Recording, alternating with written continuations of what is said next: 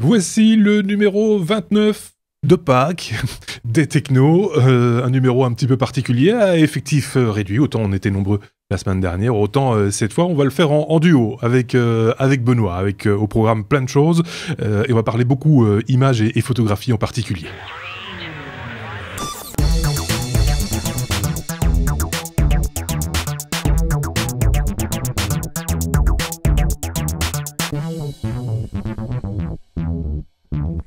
Et donc cette semaine, on se retrouve avec Benoît. Bonjour Benoît, ça va bien ? Bonjour Marc, ça va et toi ? Pas mal. Petit comité, comité réduit comme je le disais, pour parler de l'actualité technologique de cette semaine. Et on va parler beaucoup photos d'ici quelques instants, ça tombe bien parce qu'avec Benoît on aime bien parler photos, c'est un peu son dada, il faut le reconnaître. Avant ça, le courrier des lecteurs, vous savez que c'est une habitude qu'on a prise depuis la semaine dernière, c'est de parler un petit peu de ce que vous nous racontez via les commentaires. Alors les commentaires, que ce soit sous la vidéo YouTube, soit dans notre site lestechno.be, soit via informaticien.be, vous avez plein d'endroits où vous pouvez déposer vos messages ou vos remarques ou vos questions. Il y avait justement via informaticien.be Bros qui nous indiquait que DisplayLink, dont on a parlé dans un hors-série cette semaine, eh bien ce DisplayLink existe aussi sans fil, mais il nous a indiqué aucun lien pour nous montrer où ça se situait, comment ça s'appelait et si c'était aussi DisplayLink, la marque qui produisait ce type d'appareil. Donc je le rappelle, DisplayLink c'était cet objet qui vous permet de connecter un écran via un port USB, tout simplement. Donc, Bros, si tu as des sources à nous communiquer, n'hésite pas un seul instant. Je ne sais pas si, Benoît, toi, tu connaissais cette application, enfin, cette particularité, entre guillemets, de sans fil, enfin, de carte vidéo sans fil, si j'ose dire. Moi, je connais juste la solution d'Apple là, pour envoyer vers l'Apple TV, mais oui, c'est aussi. pas tout à fait la même chose. Il y a ça aussi, effectivement, mais c'est pas tout pratique. à fait. Tu le branches sur un Projo, tu le branches sur un... Oui, c'est ça. C'était ça un peu l'idée. C'est ce qui nous indiquait justement via les commentaires. Donc, ce sera pour une prochaine fois. Si on tombe dessus, on en parlera. Il n'y a pas de souci. Autre fait d'actualité de cette semaine, très proche de nous, puisque ça s'est passé hier soir. Je rappelle, on enregistre le jeudi. Nous sommes là, à l'instant où je vous parle, le 9 avril. Donc, ça s'est passé ce 8 avril, à partir de 22h. La chaîne TV5 Monde s'est fait attaquer. Alors bon, on n'en parlerait peut-être pas si c'était une simple attaque de site internet comme il y en a si souvent, malheureusement trop souvent ces derniers temps. Là, c'est jusqu'à l'outil de diffusion de la chaîne de télévision que la cyberattaque a apporté. C'est quand même pas rien, puisque finalement on touche aux outils de diffusion d'une chaîne de télévision. Je pense que c'est une première, à ma connaissance, il n'y avait pas eu d'autres cas auparavant.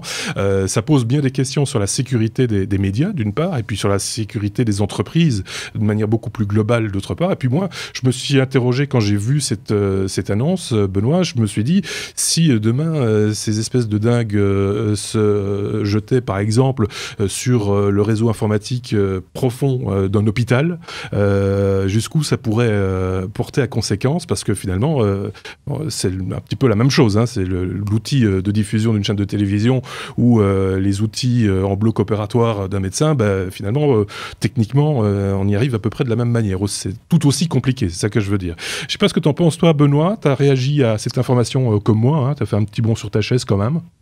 Bah oui. Oui, je suis comme toi, là. C'est vrai qu'il y a deux éléments. Il y a d'une part se dire qu'en finale, quand on prend le contrôle, quand un dictateur prend le contrôle d'un pays, c'est toujours les médias auxquels il s'attaque dans les premières cibles, parce que c'est une manière de contrôler l'information.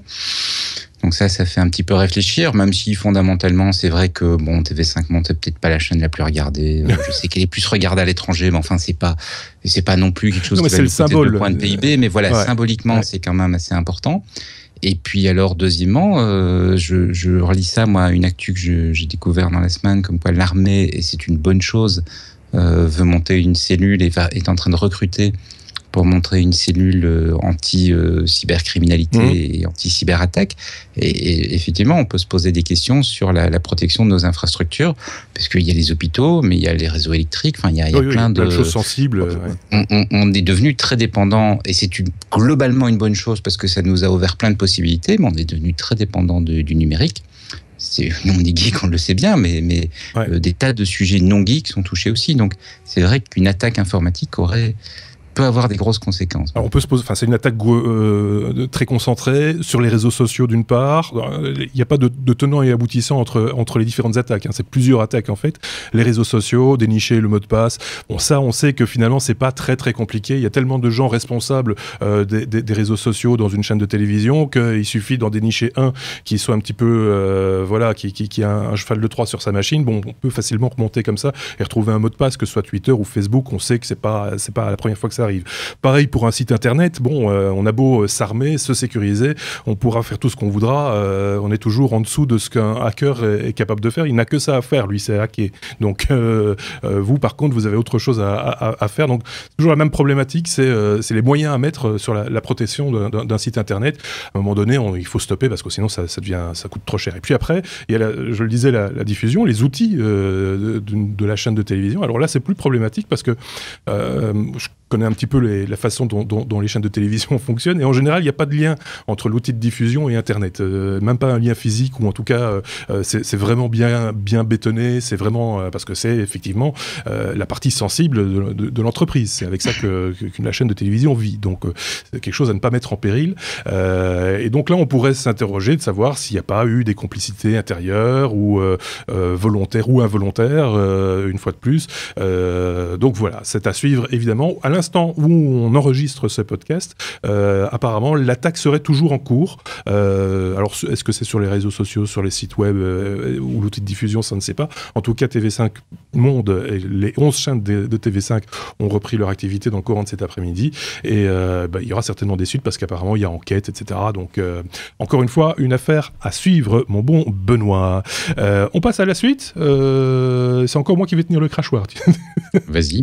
Parce que il y a des choses à dire. Côté réseaux sociaux, on fait vite le point.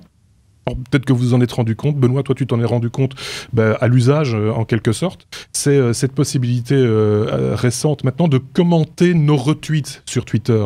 C'est-à-dire qu'avant, soit on retweetait, soit via l'application, en tout cas, il était possible de citer le tweet que l'on retweetait. Et donc, on était toujours tenu à 140 caractères, ce qui laissait peu de place pour un commentaire, justement. Ici, maintenant, la formule a un tout petit peu changé. En fait, quand vous cliquez sur retweet, que ce soit dans l'application iOS, Android ou sur l'application web, enfin sur le site web, vous avez une case qui s'ouvre et qui vous permet de commenter, si vous le voulez ou pas, le retweet, et donc vous l'avez... Comment je vais dire ça, Benoît, le retweet. Il est dedans, en fait. Il est un petit peu embeddé comme quand on le met dans une page web. C'est ça, exactement. Et le tweet vient en dessous un petit peu, vraiment comme une page web. Mais c'est une bonne idée parce que souvent, je me souviens d'une époque où on essayait de faire des tweets extrêmement courts en se disant, comme je voudrais bien avoir des retweets avec commentaires, il faut que je laisse de la place. Enfin, exactement. Ça enlève pas mal de difficultés. Et donc, effectivement, ça va évacuer la difficulté. Donc, ça paraît compliqué comme ça, mais c'est super simple. Donc, vous passez le pointeur sur un tweet, vous cliquez sur l'icône retweet, une fenêtre contextuelle vous présente le tweet, machin, etc. Donc voilà, c'est simple, vous cliquez, vous mettez un commentaire, ça se fait en 2 coups de cuillère à peau, et c'est super pratique. Il faut le reconnaître. Il n'est pas possible de retweeter un retweet, par contre. Ça, vous voyez ce que je veux dire ? Tu vois, il n'y a pas de possibilité de mise en abîme du retweet. Enfin, on ne peut pas se retweeter un retweet. Enfin, essayer des choses, mais ça ne marche pas normalement. C'est ça que j'essayais d'expliquer. Pas facile, hein.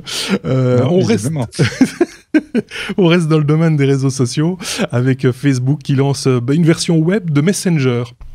On connaît Messenger, l'application, évidemment, Android et iOS.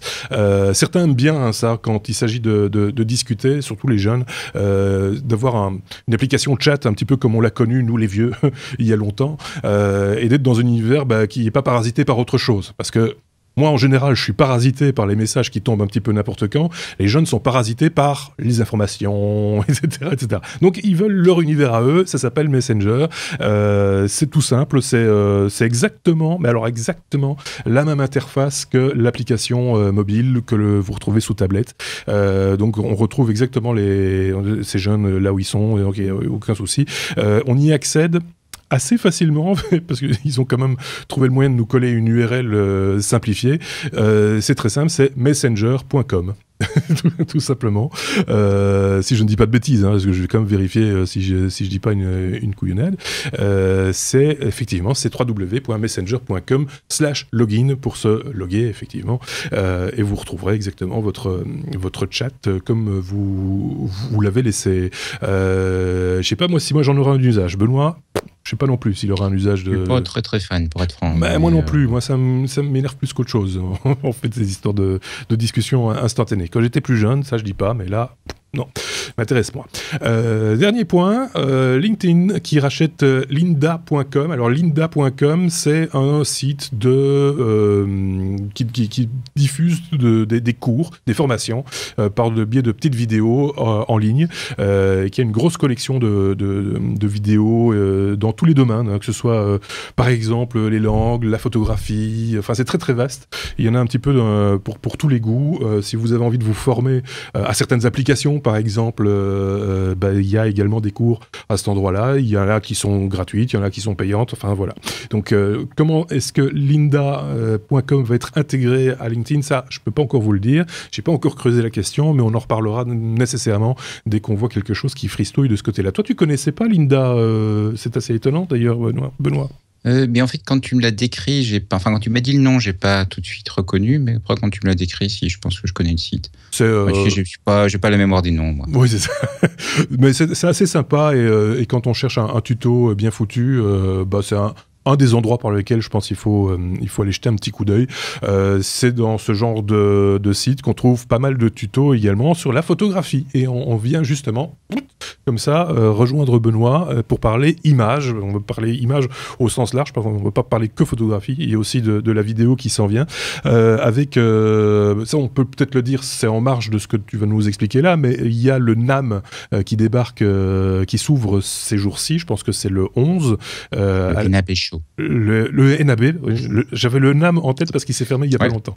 Le NAB Show, qui est un peu la grand-messe de tout ce qui est broadcast audiovisuel, et qui est l'occasion pour beaucoup de marques de présenter des nouveaux modèles. Alors bien souvent, on les présente avant l'ouverture du salon. C'est devenu la mode depuis qu'on fait ça au CES. On fait ça maintenant sur tous les salons. C'est-à-dire que toutes les annonces se font avant. Donc on se demande pourquoi il faut aller jusque-là. Ça, c'est une autre question. Donc on va vous parler de plein de choses qui sont annoncées justement en marche, soit du NAM, soit du NAB. Et on commence avec Apple. On commence avec Apple, qui l'avait promis un certain temps. Donc ils ont enlevé iPhoto. Et ils l'ont remplacé par Photo. Oui. Photo pour Mac. Donc, il n'y a pas grand-chose à en dire pour être franc, si ce n'est que ça y est, il est disponible. Donc, quand on peut le télécharger, on peut l'installer. On retrouve grosso modo les fonctions d'iPhoto, c'est-à-dire ranger, organiser ses photos, faire des petites retouches pas trop compliquées. Le point, je dirais, sur lequel ils ont différencié le produit, c'est d'abord, et ça reflète l'usage actuel, de travailler beaucoup plus sur le partage. Et donc, par exemple, il y a des filtres comme on aime bien appliquer quand on va mettre des photos dans des plateformes sociales. Et puis alors, il y a le support d'iCloud. Alors, ça fait un moment déjà qu'Apple tourne autour de différentes solutions pour mettre les photos dans le cloud. Et ici, leur idée, c'est en fait de te permettre de prendre la photo, de la mettre sur ton iPad, sur ton iPhone, sur ton Mac, peu importe où tu l'as prise, peu importe où elle se trouve, ils vont gérer ça pour toi et ton album photo sera toujours dispo. Est-ce que c'est pas un outil professionnel? Enfin, oui. Parce que moi, j'ai vu des professionnels se servir d'iPhoto parce que c'est pratique. Enfin, c'était pratique. Est-ce que Photo va être du même acabit, avoir le même usage? On va pas y couper, j'imagine. Mais professionnel ou pas, ça veut dire quoi? Oui. Si on s'en sert dans le cadre d'une profession, ça devient professionnel. Oui, ça ne doit pas nécessairement être très compliqué. Oui. Il y a certaines choses que iPhoto faisait très bien et que je m'attends à ce que Photo fasse toujours très bien, comme par exemple la mise en page des livres. C'est ça. Oui. Et donc c'est vrai que si tu as une série de photos pour une entreprise et que tu veux faire un petit album d'un événement pour l'entreprise, c'est un outil qui fonctionne très bien. Et puis paf, là c'est tout de suite un usage professionnel, mais il n'y a pas de fonction très avancée. Maintenant c'est clair, quand on veut faire du développement photo pointu, les fonctions de retouche dans Photo sont un petit peu limitées. C'est ça. Ok, c'est ce que je voulais savoir en fait. Côté matos, il y a Canon qui lance un appareil assez particulier, c'est le XC10 hybride. Alors tu vas nous expliquer de quoi il s'agit, parce que c'est une référence un petit peu particulière, parce que quand on connaît un peu les références Canon, les dénominations, on voit un peu vers quoi on va. Moi, quand je vois XC, je me dis, tiens, fut un temps où il y avait un XA10 qui était un caméscope 2 points avec entrée audio professionnelle en XLR. Ici, c'est le XC10 hybride. De quoi s'agit-il? Alors, en fait, ça fait partie des annonces effectivement du NAB. Donc, ils ont annoncé un moniteur et 2 caméras. La première caméra, on ne va pas trop en parler parce qu'elle coûte 17 000, enfin quasiment 18 000 euros. C'est la C300 Mark II. Donc, c'est le modèle révisé de la C300. Et le principal ajout, quand on regarde, c'est le support de la 4K, donc le support de la très haute résolution, pour permettre de filmer, justement, parce que petit à petit, mais très petit à petit, l'industrie bascule vers la 4K. Elle bascule vers la 4K un petit peu pour la diffusion. Il commence à y avoir quelques TV, donc il commence à y avoir quelques personnes qui filment en 4K. Mais elle bascule aussi vers la 4K parce que c'est un bon outil pour faire du HD. Un des problèmes en vidéo, c'est qu'on veut avoir du mouvement. Et donc, c'est chouette quand la caméra bouge, mais alors faire bouger une caméra, ça coûte relativement cher parce qu'il faut une équipe sur place pour la faire bouger correctement. Et puis, si tu filmes une image très grande, tu peux faire ce qu'on fait depuis toujours en photo, tu recadres après, tu filmes en 4K, tu gardes juste le centre de l'image et puis tu fais bouger dans Final Cut la zone que tu veux conserver, le recadrage, et c'est miraculeux, on a l'impression que tu as monté ta caméra sur un dolly ou que tu l'as fait bouger, donc ça permet de faire des petits effets bon marché. Ouais. Mais alors celle qui va plus nous intéresser, c'est pas la C300 M4 II, effectivement, c'est la XC10, que Canon présente comme étant son premier boîtier hybride, c'est-à-dire le premier boîtier qu'ils ont conçu pour faire à la fois de la photo et du cinéma. Donc on peut dire avec ce boîtier-ci, quelque part, Canon s'attaque au Lumix GH4 et aux différentes Sony A7. Et alors, ça vaut la peine pour le comprendre de revenir un petit peu dans l'histoire. Est-ce que tu te souviens, Marc, du Canon 5D Mark II ? C'est une référence qui me dit quelque chose une fois de plus. C'était un réflexe, non C'était un réflexe, effectivement. C'est pas tout jeune, ça date de 2008. C'est donc il y a à peu près 7 ans. C'était le premier réflexe Canon capable de faire des photos, bien sûr, mais aussi de filmer en Full HD. Et alors, c'était pas très poussé, la notion de filmer. C'est un truc qu'ils avaient rajouté un petit peu rapidos. La légende ou les bruits de couloir racontent qu'un ingénieur du département vidéo de Canon était en stage ou en échange d'expérience au sein du département réflexe, et il a proposé d'amener son expérience de la vidéo et donc de permettre comme ça de filmer. Mais c'est pas un boîtier qui avait été conçu pour faire de grands films, mais c'est un boîtier qui a vraiment popularisé l'idée de filmer avec un appareil photo, parce qu'on a tourné par exemple des séries TV. Dr House a été tourné, ou un des épisodes a été tourné avec un 5D Mark II. Il y a plein de clips musicaux qui ont été tournés avec un 5D Mark II, parce qu'en fait, il offrait quelque chose qu'on ne trouvait pas facilement à l'époque, c'est-à-dire une très très bonne qualité d'image, et une qualité d'image, ou plutôt que de qualité, je devrais parler de rendu. Un rendu d'image de type cinéma. Oui. C'est-à-dire une image avec des zones de netteté, des zones de flou. Là, ici, on enregistre ceci avec une webcam. Résultat, je suis bien net, mais le micro devant moi est bien net et le fond derrière est bien net aussi. Donc, s'il était un peu éclairé, tu verrais qu'il y a plein de plis, etc. C'est pas très joli. Donc, ce qu'on fait au cinéma, c'est qu'on va plutôt vouloir avoir des zones de netteté. On va faire en sorte que moi, je sois net, le micro un petit peu flou et le fond bien flou, comme ça, on ne voit pas les plis. C'est plus joli, ça fait une image plus cinématographique.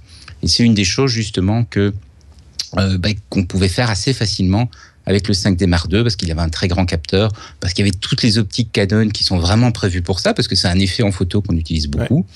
Ouais. Et les couleurs aussi, le travail sur les couleurs était très soigné, parce qu'en photo, c'est quelque chose qui est important. Et donc, le travail sur les couleurs était très soigné.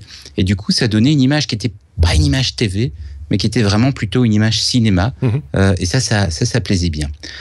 Mais bon, c'était en 2008, ça a un petit peu lancé une révolution quelque part, mais c'était en même temps pas un boîtier vraiment pratique pour filmer. Et donc il y a plein de gens qui ont pris ce boîtier-là et qui ont mis plein de gadgets autour pour le rendre plus simple. Par exemple, pour être capable d'enregistrer du son en même temps que ce qu'on filme, pour le stabiliser un petit peu, avoir une meilleure prise en main, pour un petit peu le transformer en une espèce de vraie caméra quelque part.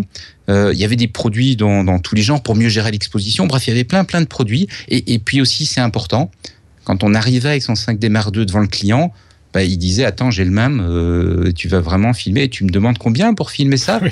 Donc quand on arrivait avec tous les accessoires, ça permettait de dire un petit peu non mais attends, c'est pas juste un 5D Mark II, quoi, c'est un 5D Mark II avec plein d'accessoires. Customisé. Il y a vraiment une industrie qui s'est développée autour de ça avec des produits très astucieux. Je sais pas si tu te souviens enfin on en a parlé, je pense à l'époque, de tous ces produits-là.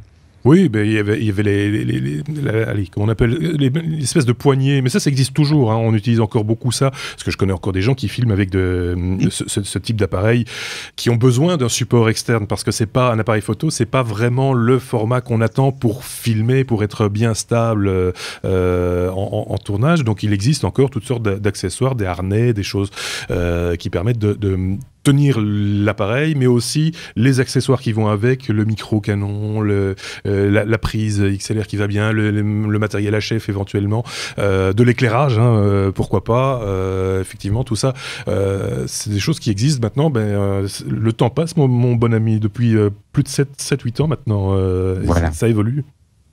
Ça évolue.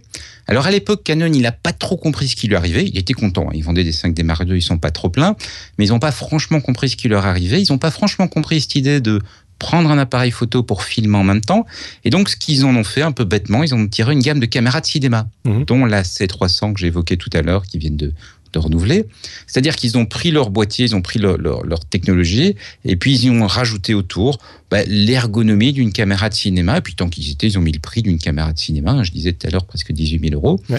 Donc c'est des caméras de cinéma, mais elles ne faisaient pas de photos. Donc la logique des ingénieurs de Canon et la logique de Canon restait, les réflexes, c'est pour faire des photos.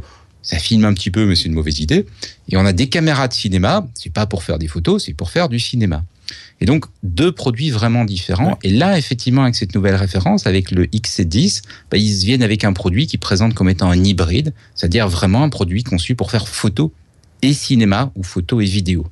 Mais évidemment, pendant que le chat est parti des souris danses, donc Panasonic et Sony se sont pas privés entre-temps pour sortir des caméras hybrides, c'est-à-dire des caméras qui étaient capables de filmer, qui étaient capables de photographier, qui avaient ce beau rendu, qui étaient légères, qui étaient pas trop chères.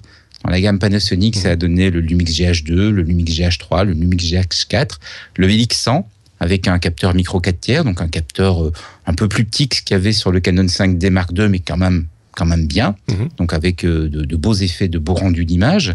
Sony a sorti tous ces Alpha 7, il y a plusieurs modèles dans la gamme, qui eux, ils ont particulièrement travaillé sur le fait de pouvoir filmer en très basse lumière, et ça donne des choses qui sont très chouettes parce qu'ils ont un très très grand capteur. Tout ça se vend bien. Et donc Canon s'est dit, mais en final, moi j'aimerais bien ma part du gâteau, d'autant plus que leurs ventes de réflexes, elles sont pas en croissance, le marché du réflexe est plutôt en décroissance. Donc chez Canon, ils se sont dit, mais attends, là, il y a un marché qu'on a créé, et puis c'est les autres qui se font du pognon, c'est pas normal. Donc ils ont sorti le XC10, c'est un compact, c'est dans la gamme des compacts, c'est un compact avec un objectif fixe, on peut pas changer l'objectif, mais c'est un compact avec un capteur relativement grand, puisque le capteur fait 1 pouce. Donc il est un peu plus petit que la concurrence, il est certainement plus petit que les Sony, il est même un peu plus petit que les Lumix, mais on est quand même sur quelque chose qui va permettre de faire ces effets de flou que j'évoquais tout à l'heure. Il y a une entrée micro, une sortie casque, donc on peut filmer, mais on peut aussi enregistrer, ça c'est super important, parce que tu le sais Marc, on en parle chaque fois qu'on réfléchit à nos émissions. L'image, c'est bien, mais le son, c'est important aussi. C'est quand même important, voilà. Alors, Marc, est-ce que je démarre tout de suite avec le ou les sujets qui fâchent, ou est-ce qu'on regarde d'abord aux qualités du boîtier ? Bon, on peut regarder, les qualités globales du boîtier. On a déjà vu, ceux qui regardent la vidéo sur YouTube ont déjà vu à quoi il ressemblait, et ont déjà noté, à mon avis, quelques particularités. Voilà. Je pense qu'il y a de belles idées. Comme c'est un hybride, et cette fois-ci, c'est voulu, c'est pas un accident comme avec le 5D Mark II, ils ont vraiment travaillé sur l'ergonomie pour arriver avec un boîtier qui soit à l'aise en photo et à l'aise en vidéo. Et en particulier, ils ont mis un truc que moi j'aime bien parce que j'ai eu ça tout au début du numérique. Il y avait ça sur les Nikon Coolpix 900, ce qui ne me rajeunit pas. C'était les premiers numériques un petit peu abordables, ceux qu'on pouvait se permettre de s'acheter, les premiers qu'on pouvait se permettre de s'acheter. Il y avait une poignée tournante, c'est-à-dire qu'on pouvait faire tourner la poignée par rapport à l'objectif. Et ça, c'est un vrai plus ergonomique, surtout pour de la vidéo, parce que ça va permettre de dire, je le mets dans une position photo, je vais dire avec la poignée droite, ou je le mets dans des positions vidéo, avec une prise en main de type vidéo, en inclinant le la poignée. Sony a eu aussi tout au début comme ça du numérique un boîtier qui avait le même concept. Donc ça, moi, c'est quelque chose que je suis vraiment très content de voir retrouver. Ça va permettre de varier les cadrages et puis surtout, ça va donner une bonne prise en main, qu'on fasse de la photo ou de la vidéo. C'est un premier élément de ce concept que Canon appelle un vrai appareil hybride, un appareil vraiment conçu pour la photo et la vidéo. Le capteur, je l'ai dit, il n'est pas gigantesque, mais il n'est pas tout petit non plus. Il fait 1 pouce. C'est à peu près la taille du Super 16 mm, qui est un format de film que je trouve un bon compromis pour faire de la vidéo certainement et aussi pour faire de la photo. C'est un format qui a été beaucoup utilisé en documentaire parce que c'est un format qui n'est pas trop exigeant. Donc, par exemple, on peut faire ces effets de profondeur de champ pour séparer son sujet du fond, mais on n'est pas, comme avec un 5D Mark II, dans un effet qui est vraiment excessif. Il est excessif dans le sens où il faut être extrêmement rigoureux. Ici, c'est logique, hein. Au cinéma, quand on fait ça, c'est vrai qu'on aime bien avoir des profondeurs de champ très faibles, mais c'est un plateau qui tourne, c'est une équipe. Et donc, dans l'équipe, il y a une personne qui est là pour faire en sorte que l'image soit nette. Oui. Et puis les autres, ils s'occupent d'autre chose. Mais quand on filme soi-même, évidemment, on n'a pas une équipe, on n'a pas quelqu'un dédié à ça. Donc, un Super 16, ça permet de faire l'effet, mais ça le fait de façon moins prononcée. Je pense que c'est une bonne idée pour un usage familial ou pour du petit documentaire. Ça veut dire qu'on peut faire un bon résultat sans devoir être une équipe colossale. Alors, intelligemment, ils ont mis un capteur de 12 millions de pixels. 12 millions de pixels, ça paraît peut-être un peu léger aujourd'hui, mais c'est largement suffisant en photo. Ça permet de recadrer sans problème. Et comme le capteur est plus petit, qu'ils ont mis un nombre de pixels raisonnable, ça leur permet d'aller à des hautes sensibilités. Canon annonce 20 000 ISO. Donc, si l'objectif était correctement lumineux, et je vais en reparler tout à l'heure, c'est peut-être un des gros défauts du boîtier, je dirais que ça suffit largement aujourd'hui par rapport à plein de situations. Le rendu image, ils ont bien travaillé dessus. On a un rendu, on peut s'attendre en tout cas à avoir un rendu de type cinéma parce qu'on a 12 EV de dynamique. C'est un petit peu moins que les Blackmagic Cinema par exemple, mais c'est quand même assez intéressant par rapport à ce qu'on connaît habituellement en vidéo. Donc concrètement, ça veut dire quoi ? Ça veut dire que si je filme avec une fenêtre dans le champ, je ne vais pas avoir un grand carré blanc surexposé pour la fenêtre, mais j'aurai quand même un petit peu de détail, il ne va pas être complètement brûlé. Un autre effet qui est assez gênant aussi quand on filme, c'est que si le sujet bouge trop vite, on va avoir un effet d'inclinaison, un petit peu comme s'il était fait en gélatine, comme s'il se déformait. C'est ce qu'on avait justement avec les réflexes. Hein. C'est ce qu'on avait avec les réflexes, et donc ils ont travaillé dessus. Donc je dirais une image qui va être plutôt cinéma. Mais bon, moi je pense que ça donne ça donne des idées, quoi. Pareil que tu vois des sujets où tu te dis, tiens, je pourrais prendre ce genre d'appareil et faire des trucs intéressants avec. Ah oui, non, il y a des possibilités. Moi, je trouve que pour le prix, moi, c'est mon côté, j'aime bien avoir la fête en kit. Donc, pour le prix, mais s'il faut peut-être y revenir avec les choses qui fâchent, c'est la connectique que je trouve pas hyper professionnelle pour le coup, ou en tout cas même pas semi-professionnelle, alors qu'il existe des appareils qui offrent une connectique. On parlait du son, par exemple, c'est un exemple, mais j'imagine que ça, tu vas nous détailler ça, Benoît. Tout à fait. Alors, avant d'arriver aux choses qui fâchent plutôt, toujours dans la notion d'hybride, on va pouvoir filmer, mais on va aussi pouvoir extraire du film, puisqu'on est en 4K, on est avec la grosse définition, on va pouvoir extraire une photo d'à peu près 8 millions de pixels. Et donc, ils ont prévu dans le boîtier une espèce de mode super rafale où tu filmes, et puis tu vas dire, voilà, c'est cette image-là que je veux reprendre. D'accord. Il y a un petit piège, c'est qu'on pourrait se dire, tiens, je vais du coup filmer et je vais plus jamais photographier, entre guillemets, et puis je tirerai les photos dont j'ai besoin de mes films. Ça risque de pas trop fonctionner. Pourquoi ? Parce qu'à une époque, moi j'avais 2 hybrides comme ça de Panasonic, un qui me servait pour la photo, un qui me servait pour la vidéo. Il fallait jamais que je les confonde. Les réglages d'exposition sont très différents. En photo, on a tendance à vouloir figer le mouvement. Alors qu'en vidéo, on va plutôt vouloir le préserver, on va vouloir essayer d'avoir un peu de flou de mouvement. Et donc, si on prend une bonne image cinéma, ça va faire une mauvaise photo parce qu'elle va avoir du flou de mouvement. Et si on prend une bonne image photo, ça va faire un film un peu saccadé. Mais ça veut dire qu'on a quand même un super mode, super rafale. Donc ça, c'est vraiment chouette. Et puis, comme ils ont travaillé sur la vidéo, ils ont aussi stabilisé la caméra à 5 axes. Et ça, je pense que c'est en train de devenir un vrai cheval de bataille en vidéo. On parlait tout à l'heure de tous ces accessoires qu'on mettait autour d'un 5D Mark II pour arriver à filmer. Tu parles des poignées, etc. C'est vrai que c'était indispensable. C'est indispensable avec les boîtiers actuels. Mais on le voit avec les derniers Sony, avec les derniers Olympus. Et j'espère, quand on le testera, avec ce Canon XC10. On a maintenant des systèmes de stabilisation dans le boîtier qui font que tu peux filmer à main nue en tenant ton boîtier avec un peu de précaution. Hein, faut pas faire n'importe quoi, mais de manière raisonnable et avoir une image qui reste bien nette. Je veux dire presque comme si c'était avec des mouvements plus restreints, mais presque comme si on avait un Steadicam ou un petit trépied. Donc on arrive vraiment mais pas en étant à fond de zoom, on ose imaginer. Non, d'accord, pas à fond de zoom, mais enfin, ça veut quand même dire qu'au lieu de te trimballer avec tout un matos, tu restes sur un petit boîtier léger, pratique. Moi, je pense que c'est une belle évolution. C'est une évolution qui mérite vraiment de... Enfin, moi, je trouve que c'est chouette de trouver ça sur un boîtier. Et alors, ils n'ont pas mis un stabilisateur photo. Ils ont apparemment... Encore une fois, il faudra le tester pour voir s'il tient ses promesses, mais ils ont mis un stabilisateur vidéo, donc quelque chose qui stabilise aussi le mouvement, le mouvement latéral, parce que c'est quelque chose qu'on n'a pas besoin de stabiliser en photo, mais qu'on a besoin de stabiliser en vidéo. C'est une des choses les plus désagréables quand un film bouge dans tous les sens latéralement. Bon, après, il y a des choses assez, je veux dire, banales dans ces gammes de produits-là. L'écran est orientable, il est tactile. Il n'y a pas de viseur, mais on peut mettre une petite loupe sur l'écran, ce qui veut dire que tu peux, là aussi d'ailleurs, ça donne un petit peu plus de stabilité, parce que tu vas tenir l'appareil contre ton œil, et donc ça fait un point de contact supplémentaire, je vais dire. Il y a, ça aussi, ça montre le côté hybride, il y a un filtre ND. Donc c'est un filtre qui permet de diminuer l'intensité de la lumière et ça permet de filmer en gardant le diaphragme un peu plus ouvert et de mieux contrôler les flous d'arrière-plan encore une fois, donc toujours ce rendu cinéma. C'est quelque chose qui est assez rare. Je pense qu'il y a eu 2 ou 3 boîtiers photo qui l'avaient. C'est quelque chose qui est assez rare en photo, mais qui est très courant en vidéo parce que c'est quelque chose qui est vraiment utile en vidéo.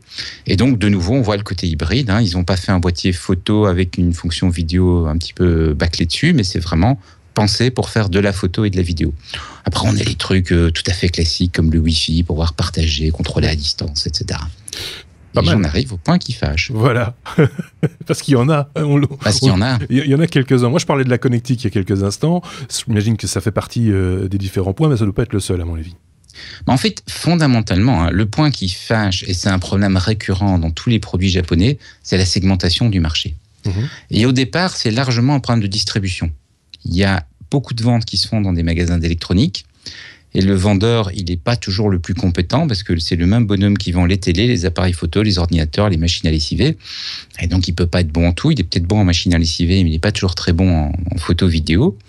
Et puis, il y a des clients qui sont assez pressés. Ils veulent une réponse très vite et donc, il faut pouvoir, entre guillemets, juger le client et lui donner le bon boîtier, lui mettre le bon boîtier entre les mains en 2-3 questions. Vous voulez ça ? Oui, ok, vous êtes sûr que c'est le bon boîtier? Oui, j'ai le même à la maison, vous inquiétez pas. Ok, je le prends et la vente est faite. Alors, je trouve que c'est idiot et énervant sur des boîtiers que je qualifierais déjà de normaux, mais ça devient complètement ridicule sur un boîtier hybride parce que la personne qui aujourd'hui veut filmer, photographier avec une bonne qualité, donc il va pas le faire avec son iPhone parce que son iPhone le fait depuis le début. Il prend la peine de chercher une bonne qualité, mais par définition, il ne rentre pas dans les cases, dans les segments traditionnels de la gamme Canon. Mais néanmoins, Canon veut être sûr de ne pas mettre à mal ses ventes de réflexes, déjà qu'elles sont un petit peu en baisse. Globalement, hein, c'est pas spécifiquement Canon, mais c'est tout le marché du réflexe qui est en baisse. Il veut évidemment pas cannibaliser ce qui reste de vente de caméras vidéo, aussi un marché qui n'est pas en croissance. Et donc, on a mis un certain nombre de limites dans le boîtier. Tu parlais de la connectique pour ce qui va être effectivement les micros, etc. Ils n'ont pas prévu, contrairement à ce qui se fait chez Panasonic, par exemple, d'avoir un petit boîtier externe qui va permettre de venir rebrancher, ou chez Sony, qui va permettre de venir rebrancher des prises au format professionnel. Non, on a, en tout cas dans l'état actuel du produit, on a juste une petite entrée mini jack. C'est déjà mieux que rien. Oui. Ça permet de prendre du son, ça permet quand même de mettre une mixette.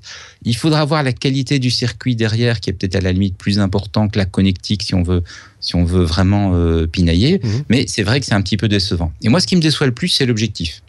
C'est un zoom 10 fois, 24-240. Donc ça, c'est plutôt bien. Mais malheureusement, il est inamovible. On ne peut pas le changer. On ne peut pas le rendre plus spécialisé. Or, c'était une des raisons pour laquelle le 5D Mark II a plu en vidéo. Et puis surtout, il n'est pas lumineux. C'est ça. C'est 2.856.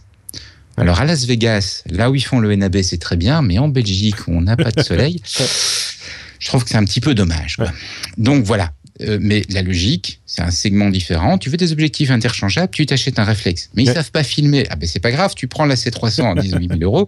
C'est notre caméra cinéma. Il faudrait surtout pas attaquer ses ventes. Ouais. C'est un petit peu dommage, moi je trouve ça. Je sais pas ce que tu en penses, mais ça me dérange. C'est un peu, on a l'impression qu'ils sont restés au milieu du chemin, dans le sens où il existe. On va parler du prix aussi parce que c'est important, mais ils ont une gamme de caméras. Qui sont vraiment de bonne facture, hein, qui sont déclinés en semi-professionnel. Je parlais de la petite XA10 qui a été déclinée par la suite en XA20 et XA25, qui n'ont pas beaucoup de différence. Hein. Justement, là, la connectique, il y a une sortie HDSDI en plus sur la 25 qu'il n'y a pas sur la 20. Eh bien, ce sont des déclinaisons d'une caméra grand public qui se monnaie actuellement aux alentours des 1100-1200 euros chez Amazon, par exemple, qui est la GH30, si je ne dis pas de bêtises, et qui a toutes les fonctionnalités que tu viens d'exposer, c'est-à-dire cette possibilité aussi, on parlait du Wi-Fi, de pouvoir prendre la main sur la caméra et de faire ses réglages de zoom et de déclencher via une tablette par exemple, ça le fait aussi, ça existe aussi. Voilà, on est là dans un budget, si je prends la version professionnelle avec la petite poignée qui va bien et les connecteurs XLR, etc. La version professionnelle, on va être aux alentours des 2000 euros, un petit peu moins même peut-être. Quel est le budget pour cette caméra qui n'a pas cette fonctionnalité-là? Alors le budget, 2199 euros. Donc c'est effectivement pas donné. Ouais. Je suis pas tout à fait d'accord avec ce que tu viens de dire en disant que c'est un petit peu le même produit. Encore une fois, ici, on est sur le premier vrai hybride dans la gamme Canon, c'est-à-dire un appareil qui est vraiment conçu pour faire photo ou vidéo. C'est juste.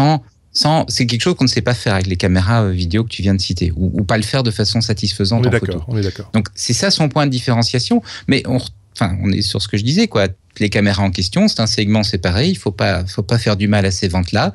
Et donc, on fait un produit qui est un petit peu bridé pour ne pas attaquer les autres segments dans la gamme Canon. Et moi, ça m'irrite. Bon, ceci étant dit, oui. J'utilise des hybrides depuis 5 ans. C'est un concept que j'adore. Le fait de pouvoir, avec le même appareil, faire de la photo, faire de la vidéo, le fait de pouvoir partir sans avoir à se poser la question « est-ce que je vais filmer ou est-ce que je vais photographier ?»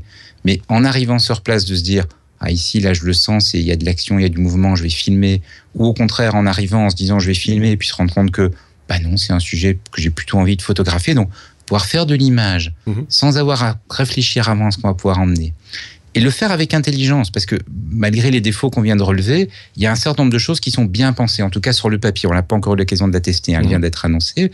Je pense à l'ergonomie avec cette poignée qui s'incline.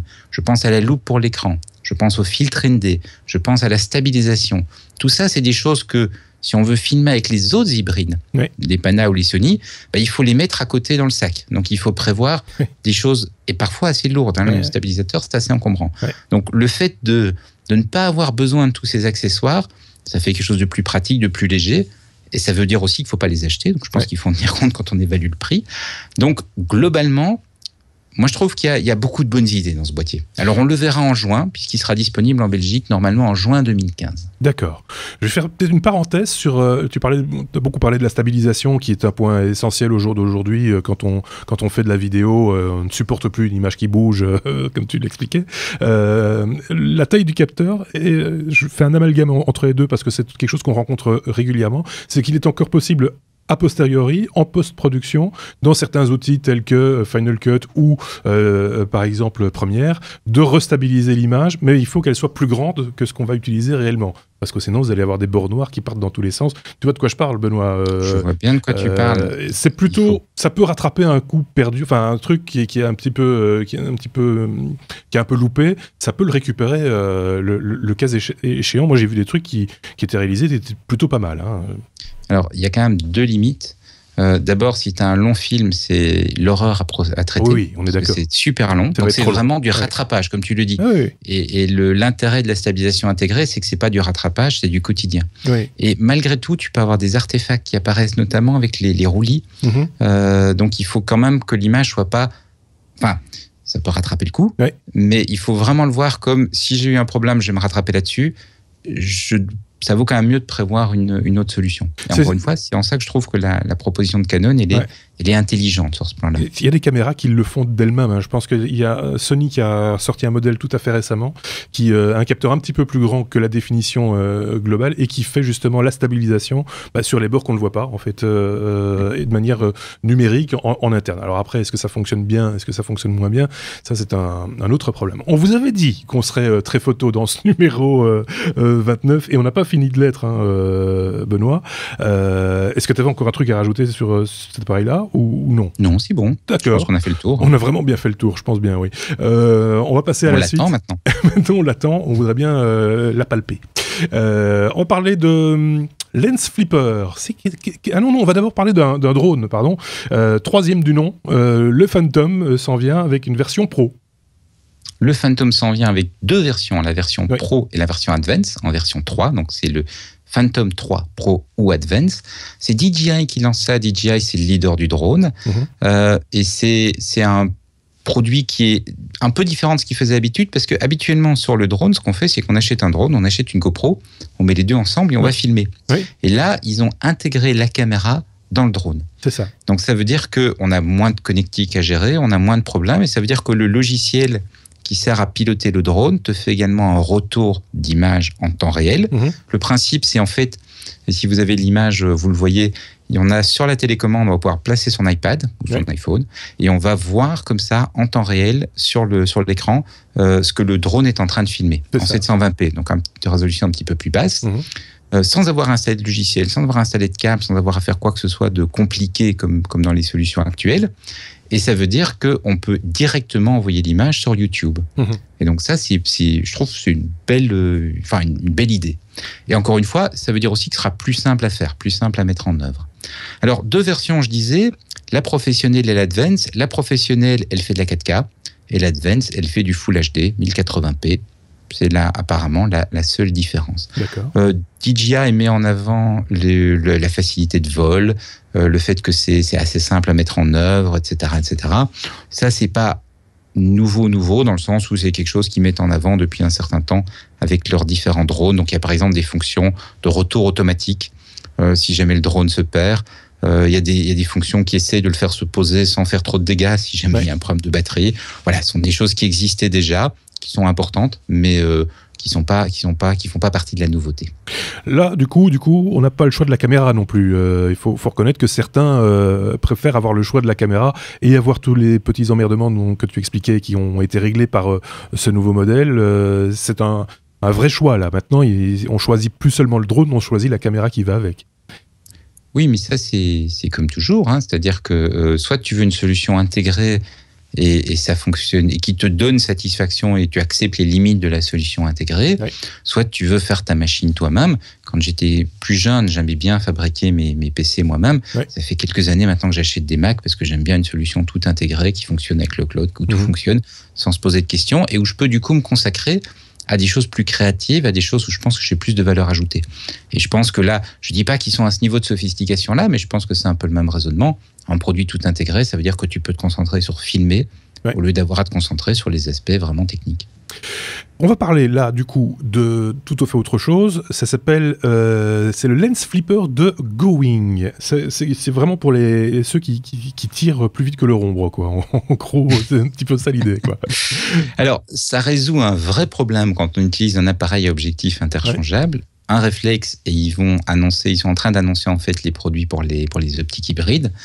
Et le problème, c'est quoi? C'est que quand on veut changer d'objectif, il faut faire quelque chose avec l'objectif qu'on est en train d'enlever. Donc, il faut imaginer, on a une main sur le boîtier, une main sur l'objectif, on enlève l'objectif, et là, avec la troisième main, on va chercher l'objectif dans le sac et on le met. Non, ça marche pas. Non, ça fonctionne pas. Si on se tourne vers quelqu'un autour en disant, est-ce que tu pourrais tenir l'objectif le temps que je change? C'est pas pratique. Non.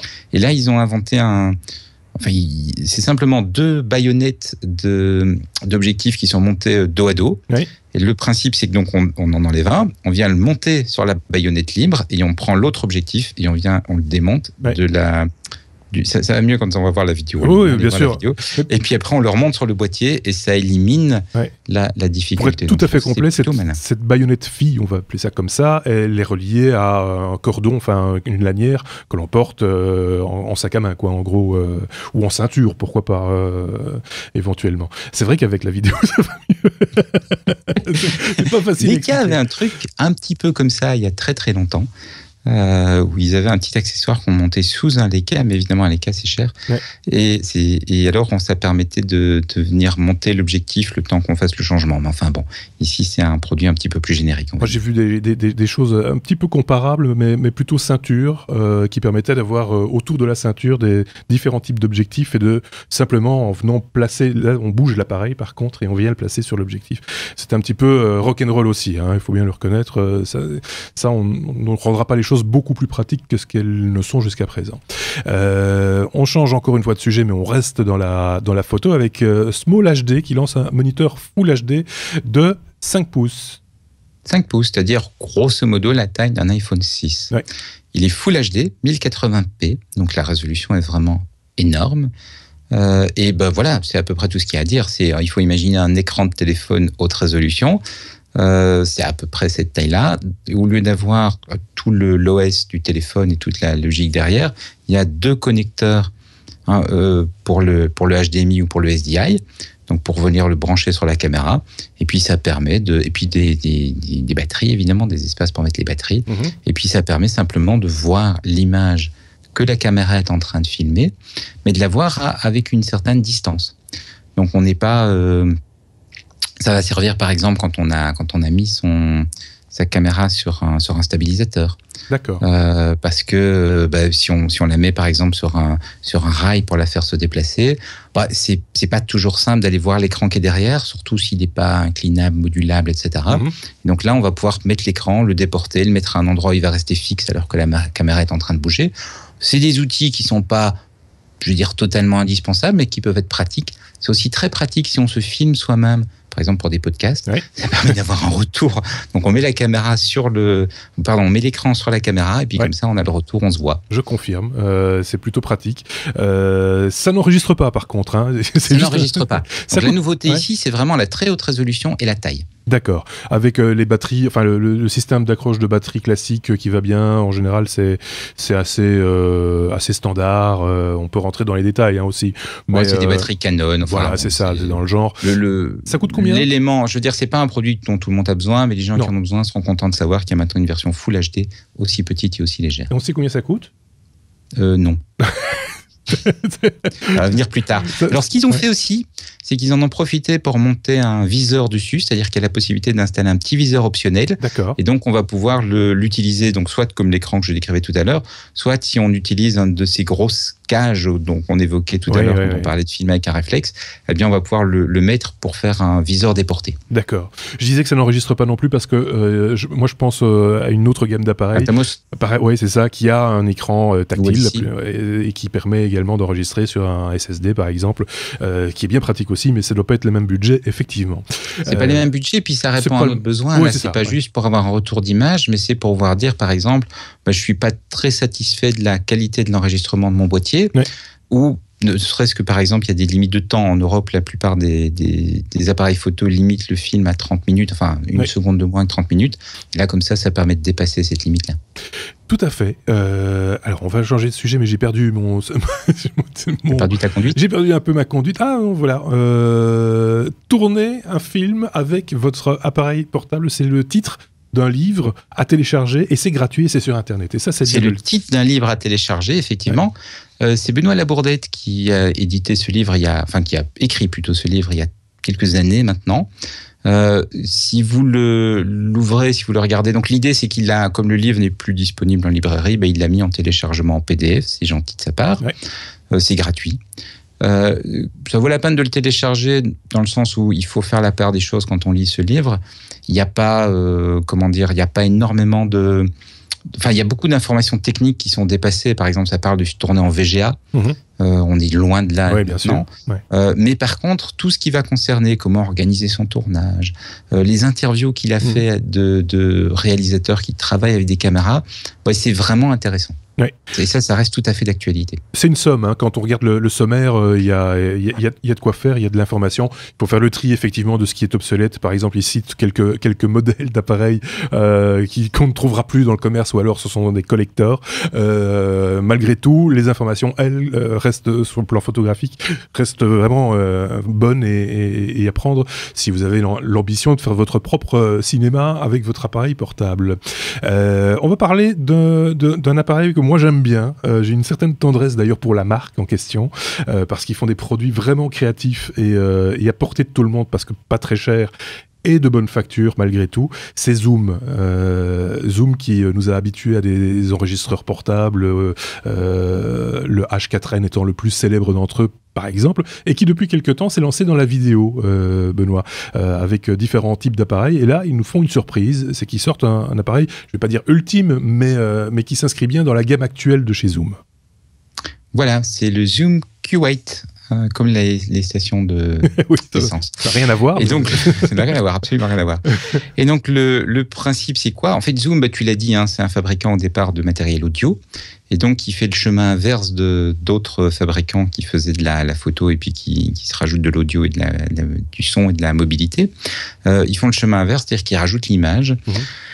Et ils ont déjà sorti plusieurs modèles. Et le petit dernier, là, c'est le Q8, avec comme particularité d'avoir une ergonomie, une interface qui ressemble plus à une vraie caméra et d'avoir 4 pistes d'enregistrement. Alors, ergonomie qui ressemble plus à une caméra, c'est-à-dire qu'on a une forme et une prise en main qui est plus celle les premiers modèles, c'était vraiment un enregistreur avec une petite webcam greffée dessus. Ici, on a une forme de caméra. On peut le tenir comme une caméra. On a un petit écran rotatif, etc. Donc, on retrouve un certain nombre d'habitudes et de réflexes pour le tournage. Le point où Zoom se différencie, parce que c'est ça vraiment leur point fort, c'est le fait c'est la capacité audio, puisqu'ils ont 4 pistes d'enregistrement. Donc, il y en a 2 qui viennent avec les micros stéréo qui sont montés sur la caméra. Et puis, à l'arrière, il y a 2 connecteurs supplémentaires. Donc, on va faire quoi avec ça ? Avec les micros stéréo, on va faire une prise d'ambiance. Donc, par exemple, pour un groupe de musique, on va faire une prise d'ambiance, on va avoir une impression générale. Et puis, on va venir brancher, par exemple, le micro du chanteur et un autre micro qui va être plus spécialisé. Ou on va venir brancher le retour console en stéréo. Donc, on va comme ça avoir deux pistes son synchronisées et on va pouvoir, au montage, choisir laquelle on veut utiliser. Même chose, si on fait par exemple une interview, une discussion, un débat, on va pouvoir utiliser de nouveau le micro stéréo pour avoir un peu le groupe, je vais dire, et puis on va mettre un micro sans fil pour le présentateur et sur une des entrées, et sur l'autre entrée, on va mettre le micro que se passent les personnes qui réagissent et qui commentent. Et évidemment, l'intérêt, c'est qu'il y en a un qui se met à parler alors qu'il n'a pas le micro devant lui, on a quand même le micro stéréo qui permet un petit peu de récupérer le coup. Donc, de nouveau, au montage, on va pouvoir choisir ce qu'on utilise. Alors, les micros sont interchangeables. Ils ont développé depuis un an et demi maintenant chez Zoom cette technologie de micro qui permet de, comme dans les marques photo, on remplace les objectifs. Là, on enlève et on va mettre des micros plus spécialisés, un micro Canon, un micro stéréo MS, qui est une autre manière de faire de la stéréo. Donc, tout ça est compatible avec ce modèle-ci.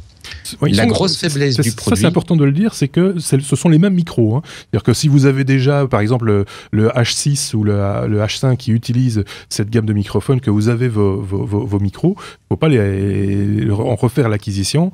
Ce sont les mêmes, en fait. Donc, c'est plutôt pas mal.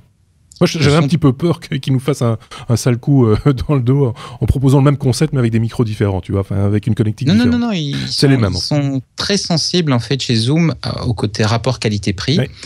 Il n'y a rien de haut de gamme chez Zoom. Non. C'est maintenant pas non plus des produits exécrables, c'est un petit peu dans l'entre-deux, et les prix sont assez attractifs. Et donc, prix attractif, ça veut dire aussi, effectivement, qu'ils sont malins, ils réutilisent leur côté système. Maintenant, faut pas se leurrer, le point faible chez Zoom, c'est toujours la caméra. On est plutôt généralement, je parlais tout à l'heure de rendu, on parlait tout à l'heure de rendu cinéma.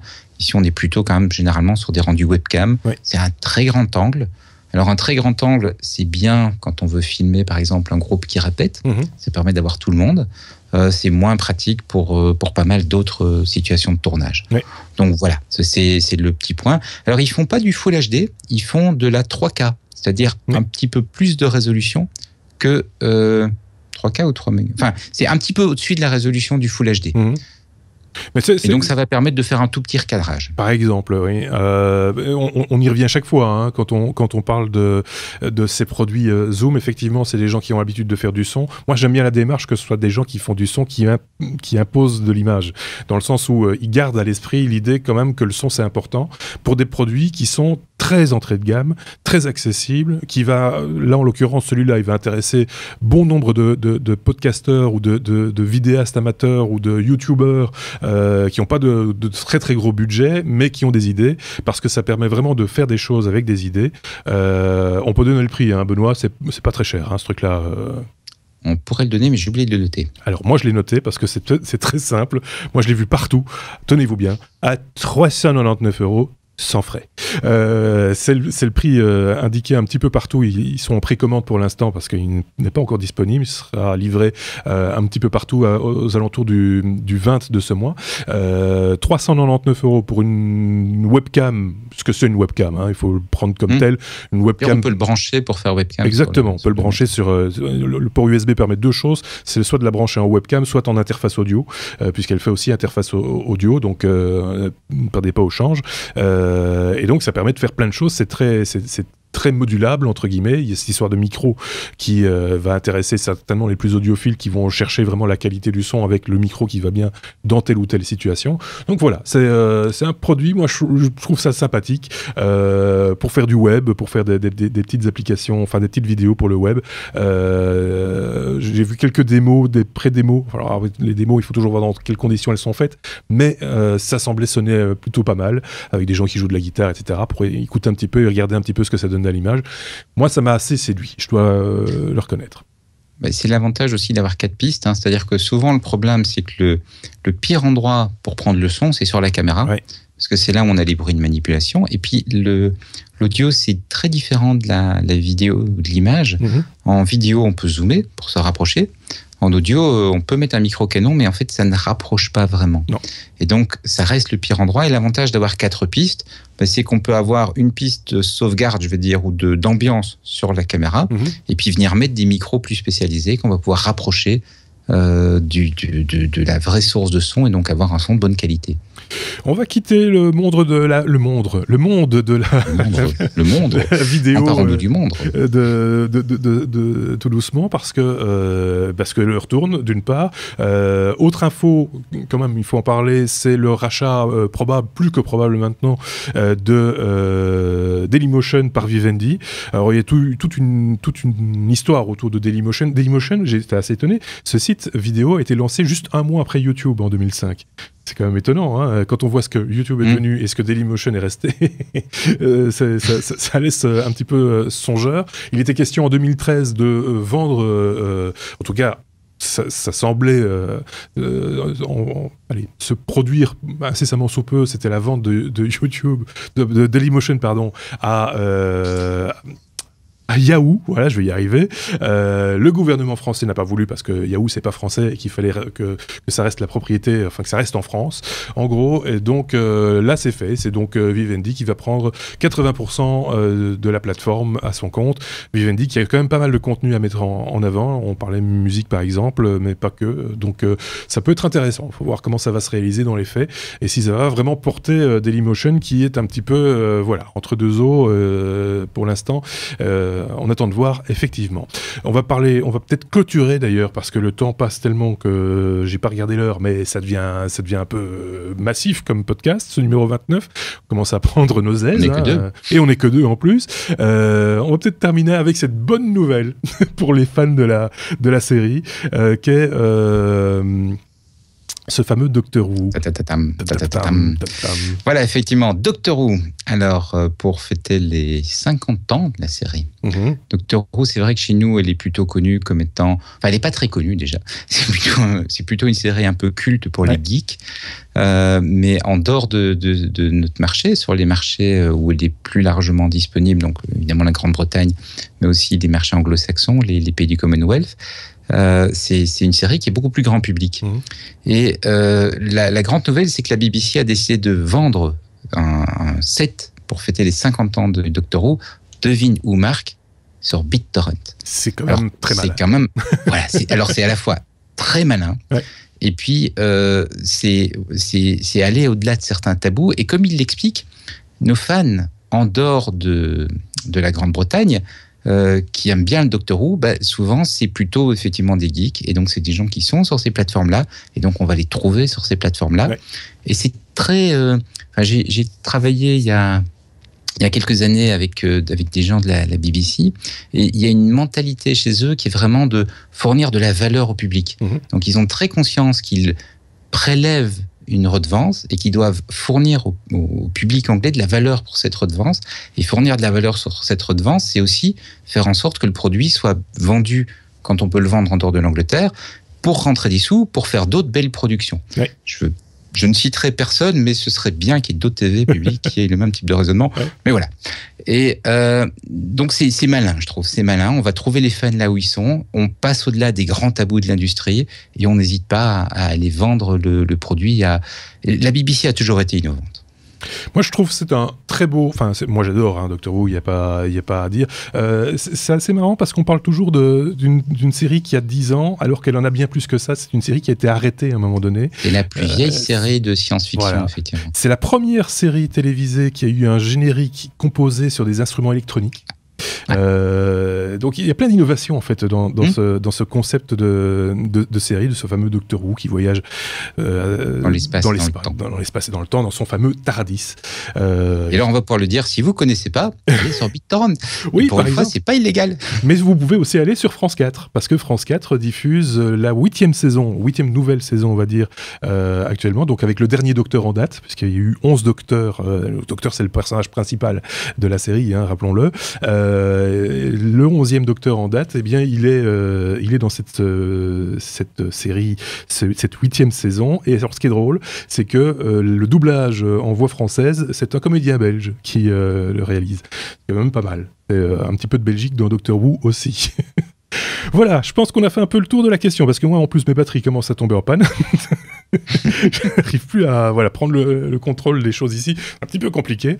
Le restant de l'équipe va revenir, bien entendu. C'était pas que tout le monde est un petit peu parti par Mons et Parvaux à gauche, à droite pour les Pâques et pour le boulot aussi. Donc avec Benoît, on s'est fait un petit peu plaisir, on peut le dire, en parlant un peu photo comme au bon vieux temps, rappelons-le.